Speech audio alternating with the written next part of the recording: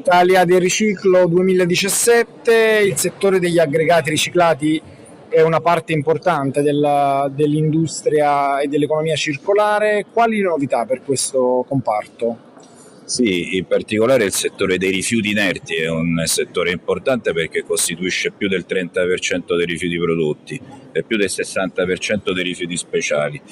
Diciamo le ultime novità importanti sono legate al decreto CAM edilizia che con diverse integrazioni comunque è stato pubblicato e impone degli obblighi sì, per le pubbliche amministrazioni che acquistano beni o opere o servizi, impone degli obblighi in termini appunto di sostenibilità ambientale, di criteri ambientali minimi che devono essere osservati nella realizzazione di opere o nella fornitura di servizi.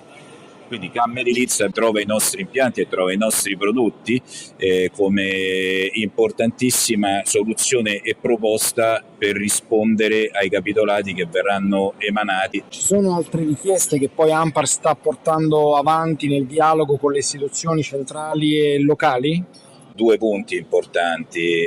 Uno è importantissimo è il lavoro che stiamo facendo assieme al Centro Materia Rinnovabile e presso il Ministero dell'Ambiente e con ISPRA, ed è il lavoro per la redazione e la pubblicazione di un decreto di end waste sui nostri rifiuti, sui rifiuti inerti, che dia delle indicazioni che siano chiare, univoche e soprattutto che siano recepibili e seguite su tutto il territorio nazionale.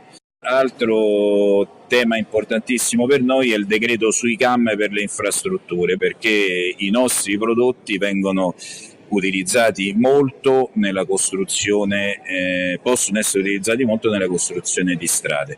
Un altro tema importante a cui abbiamo lavorato è un manuale per l'utilizzo degli aggregati riciclati artificiali per il confezionamento del calcestruzzo.